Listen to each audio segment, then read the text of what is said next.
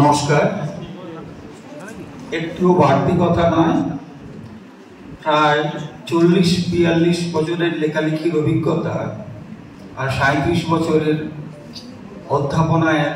অধ্যাপনায় কাণ্ডজ্ঞান যা তৈরি হয়েছে, অনেক কথাই বলবার থাকে, কিন্তু এখানে একটা সময় বিষয় এবং 15 মিনিট থেকে 20 মিনিট সময়। পরশু সন্ধ্যায় নেমন্তন্নপত্র পেয়েছি, আর কাল সন্ধ্যায় কলেজ থেকে ফিরে এসে বসে 2-2.5 ঘন্টায় আমি আমার এই ভাবনাটুকুকে গুছিয়ে নিয়েছি। তার উপর দুই দিকপাল সাহিত্যিক অমরদা আর ভগীরথদা আমাকে বলে দিয়েছেন খুব ছোট্ট করে বলতে, কিন্তু আমি যেটুকু লিখে এনেছি এইটুকু আমাকে পড়তে হবে। আর সযত্নে নেমন্তন্নপত্র দেখার পর সসম্ভ্রমে আমি আমার যৌবনের গোড়ায় যাদের লেখা দেখে নিজের ঘরানা তৈরি করেছি, সেই মাঠভাঙে কালপুরুষ আর লেবানন বাদ্দিকরের দুই লেখক সসম্ভ্রমে এড়িয়ে গেছি, অর্থাৎ তাদের একালের যে লেখাগুলো, কারণ তাদেরকে সামনে বসিয়ে তাদের মূল্যাঙ্কন করব, এটা আমার কাছে ধৃষ্টতার সামিল। যাই হোক, আমার ভাবনাটুকু যে গোছানো তা আমি এখানে পড়ে যাচ্ছি। বাংলা উপন্যাসের সাধারণ পাঠক কথনের ধারাবাহিকতায় অভ্যস্ত, তবু উপন্যাসের সেই রক্ষণশীলতা ভেঙে অন্যরকম উপন্যাস লেখার ঝোঁক সেই বাংলা উপন্যাসের গোড়ার যুগ থেকেই স্পষ্ট। রজনীকে তার একটা দৃষ্টান্ত রূপে বিবেচনা করা ভালো।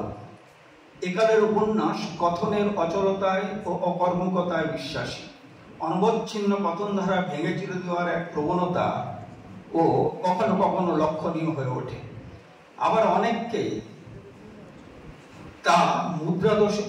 ক্ষেত্রে তা মুদ্রাদোষেও পর্যবসিত হয়। সবকিছুকে ছাপিয়ে প্রায় 250 বছরের ইতিহাসে গল্পমূলকতাই বাংলা উপন্যাসের কথনে বড় দিক হয়ে উঠতে চেয়েছে। এমন এক প্রক্রিয়া যেখানে কথক ক্রমান্বয়ে বাস্তব এবং অথবা কল্পনাকে গ্রহণ বা বর্জন করতে পারেন। তবু যে শিল্পী উপন্যাসকার, তার মনে থাকে উপন্যাস একটি উপস্থাপিত এবং পরিবেশিত বিষয়, সেখানে কথক পূর্বেই ভেবে বসেন সত্য বলবো, কিন্তু বানিয়ে বলবো। শিল্প মানেই ছলা কলা, এবং এই ছলনার এমন অভিঘাত এখানে থাকে। একদিকে কথাকারের নির্দিষ্ট কথার রচনা প্রণালী, অন্যদিকে পাঠকের উপভোগ্যতা, উপযোগী সম্পর্ক বজায় রেখে চলা যেন এক ভোজবাজি। তবে একালের কথায় সব ক্ষেত্রেই যে কথাকার এই ভোজবাজিতে সামর্থ্য ও দক্ষতার পরিচয় দিতে পেরেছেন এমন নয়। সময়ের হিসেবে 21 শতকের বয়স সবে 24 বছর পেরিয়েছে, তার মূল্যাঙ্কনের সময় এখনো তৈরি হয়নি। সেক্ষেত্রে এখানে বিবেচ্য এই সময়কালে রচিত আখ্যান কথার মূল প্রবণতাগুলি বিবেচনায় আনা। 21 শতকের একেবারে গোড়ার দিকে লেখা একটি আখ্যান অবন্তীনগর। একথার কথক একাধিক জন, এবং এইসব কথক নিজেকে আমি চিহ্নে চিহ্নিত করেছি। এদিক থেকে অবন্তীনগর কথার রূপ স্বতন্ত্র। তবু সেই 1873 থেকে ভাটিয়ে এসে 2002-এ পাঠক এমন কথন পদ্ধতির একটি ক্রমপরিণত স্বতন্ত্র রূপ আশা করেন। অথচ সর্বজ্ঞ কথক লেখক স্বপ্নময় চক্রবর্তী রঙ্গ বিদ্রুপমুখর তীক্ষ্ণ কথন শৈলী আর সমাজ মনস্ক লেখক কথন স্বপ্নময়ের দৃষ্টিকোণ, এ দুটি বিষয়কে এড়িয়ে স্বপ্নময় তার অবন্তীনগর কথা সৃষ্টি সম্ভবপর মনে করেননি। শুভবোধ সম্পন্ন সর্বজ্ঞ লেখক স্বপ্নময়ের নৈতিক দৃষ্টিকোণটিও একথার কোনো কোনো কথককে প্রভাবিত করে। অতএব এর ফলে কোনো কোনো কথকের আত্মকথনের উপর কতটা নির্ভর করা সম্ভব, বিশ্বাস্যতার প্রসঙ্গে সে প্রশ্ন এসে যায়।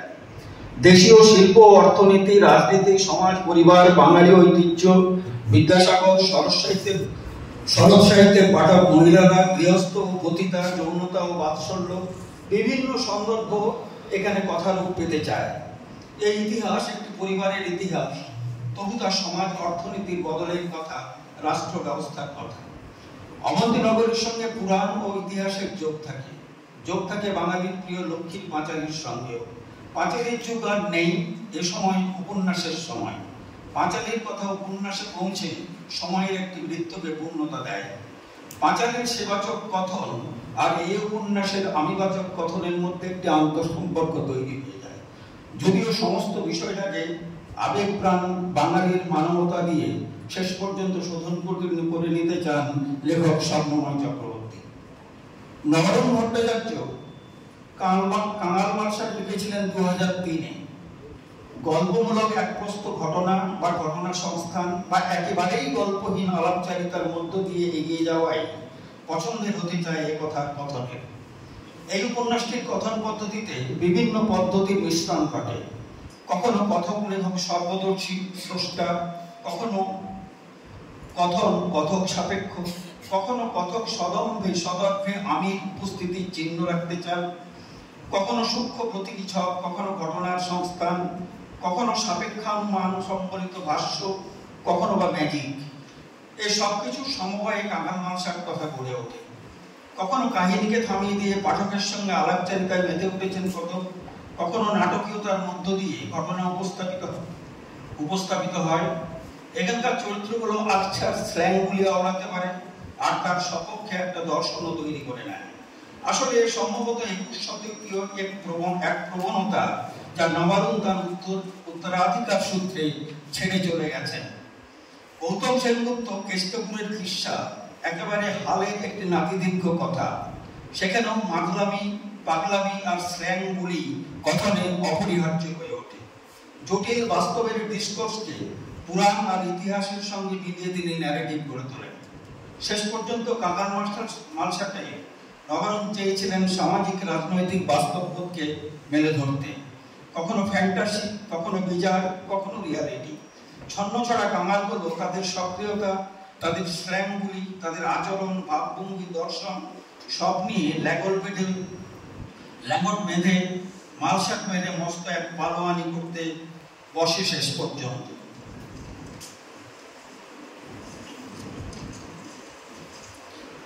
সিস্টেমের বিরুদ্ধে, প্রশাসনের বিরুদ্ধে কোন প্রচলিত পদ্ধতি না মেনে চলাই তাদের এক ধরনের পদ্ধতি হয়ে ওঠে। তেমনি 21 শতকের বাংলা উপন্যাসের কথনের ঝাঁপকে স্বীকার না করে এক ছন্নছাড়া পদ্ধতি হয়ে উঠতে চায়। তা যেন শেষ পর্যন্ত এক কুস্তির আখড়া। হালে প্রকাশিত সেক্স অ্যান্ড ফিলোসফি নামে একটি বাংলা বইয়ের পাঠ নেওয়া গেল। দুটি নাতিদীর্ঘ আখ্যানের সমবায়ে গড়ে উঠেছে বই।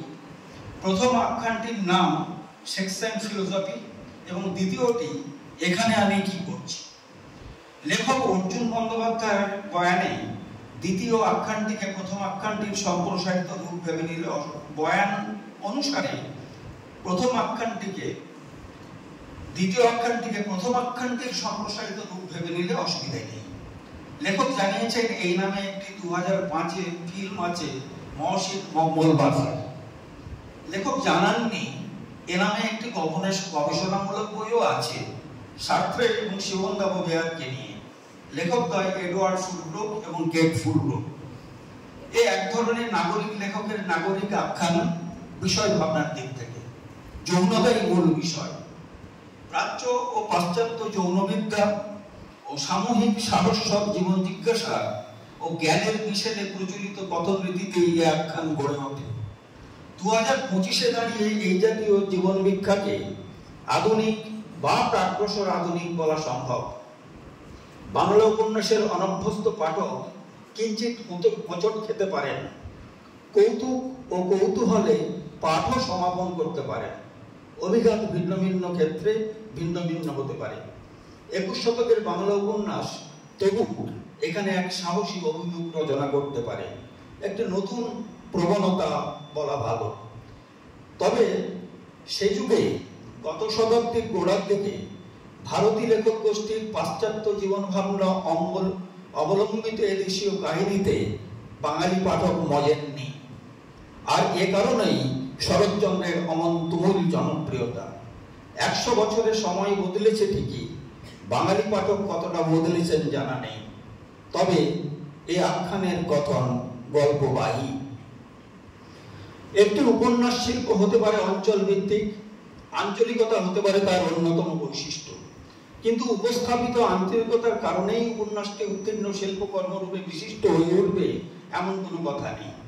কোনো ভূখণ্ডের বিস্তারিত জ্ঞান লাভের উদ্দেশ্য নিয়ে একটি উপন্যাস পড়ে নিতেই হবে এমন তৎপরতায় বিশ্বাসী নাও হতে পারেন কোনো পাঠক।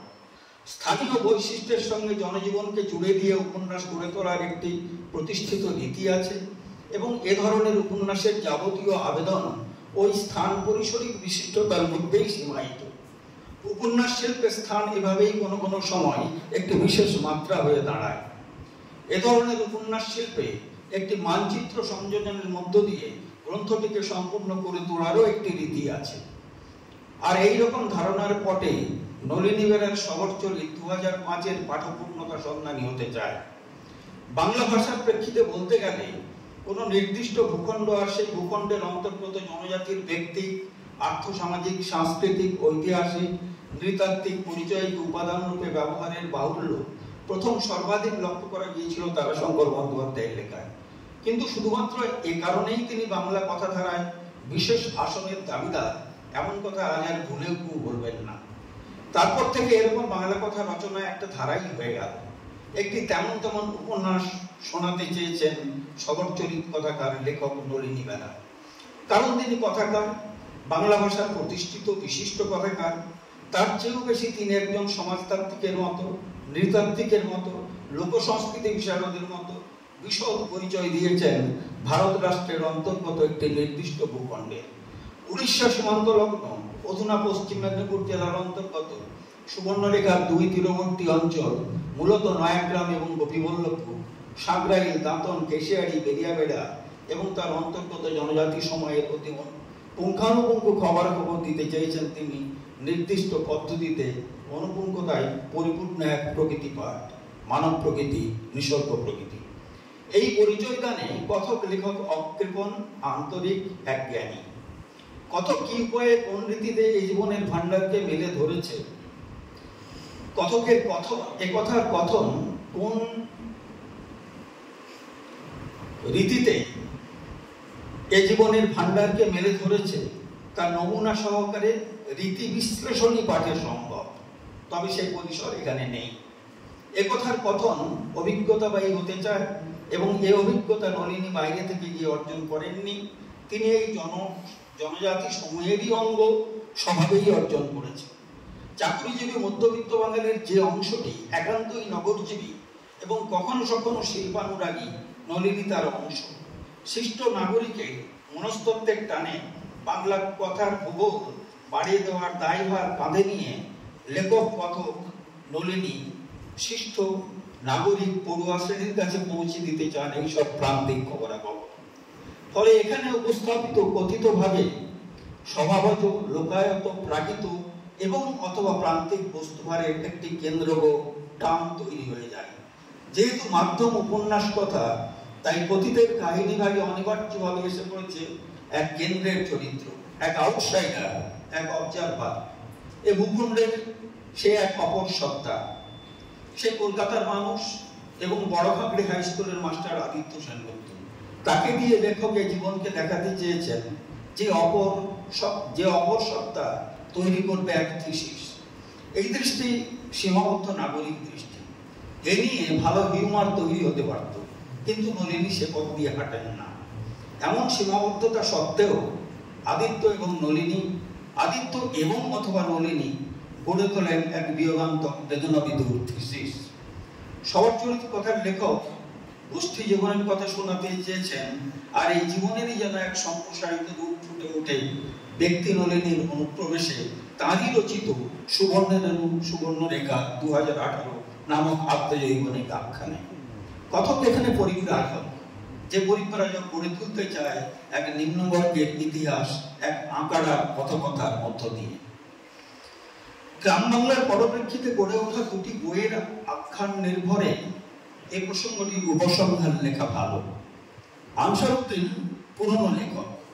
তার উপন্যাস মাঠের মানুষ 2016 শোনাতে চেয়েছে নদিয়ার কৃষিভিত্তিক জীবনের কথা।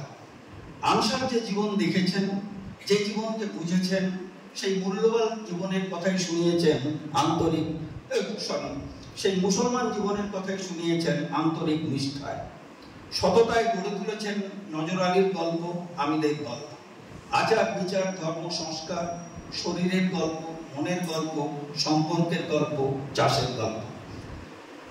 জীবনে যে গল্প আবহমান কাল ধরে বয়ে বেড়ায়, জীবনের কথা থাকেই মানে সে কথা মৃত্যুর কথাও শোনায়। আমসার নাতিদীর্ঘ পরিসরে ভালো লাগার এমন এক কথা এখানে রচনা করেন পরিচিত আটপৌরের কথন রীতিতে। তুলনায় একেবারে নবীন এক লেখক নাম বনমালী মাল, তিনি অনেককাল টেনে নিয়ে যাবেন প্রস্তাবিত 21 শতকীয় বাংলা কথাকে। তার দুটি উপন্যাসের নাম কালগর্ভ এবং জাতক জায়গা করে নিয়েছে এক মলাটের ভেতর 2024। তার আখ্যান দুটিতে অন্ধকারের কথা থাকে, অবক্ষয় আর বিকৃতির কথা থাকে, আর তারপর তিনি সত্যের আলোর সন্ধান করেন, নবজাতকের আগমনের অপেক্ষায় থাকেন। বুনতে চান জন্মান্তরের কথা, গল্পের ভেতর ইঙ্গিতে প্রতীকে ভরা থাকে আরো গল্পের ভেতর গল্প। সেখানে ঢুকে পড়ে লোককথা, লোকসংস্কার, কুসংস্কার, লোকাচার, পুরাণ, ইতিহাস আর বাঙালির মঙ্গল কাব্য। এখানেও আকাড়া আঞ্চলিক সংলাপে ভার রেখে আর পরীক্ষামূলক কথন রীতির টানে তারা না করতে যাওয়া গল্প। তবু কখন যেন গল্প শুনিয়ে ছাড়ে। আঞ্চলিক বৈশিষ্ট্যের ভার এখানে ভারী চামড়ের মতো চাপ নিয়ে চেপে বসে না। আকারে ছোট অথচ দার্শনিক গভীরতায় ভরা কথা দুটি কখন যে উতরে যায় আর তারপর পাঠক তা বুঝতে পারে না। এখানে বিশ্লেষণ করে কথন রীতির বিশিষ্টতা কোথায় দেখানো সম্ভব ছিল, কিন্তু সময়ের পরিসর ছোট, তাই সে কাজ আমি করিনি। সাক্ষ্যজিৎ ভট্টাচার্য মহাশয়ের এখানে ডেরেক বসে আছে 2023 একটি উত্তীর্ণ নাগরিক কথা। এখানে পরীক্ষা নিরীক্ষা নেই। প্রচলিত সাবলীল কথন রীতিতে তিনি জীবনের এবং মৃত্যুর গল্প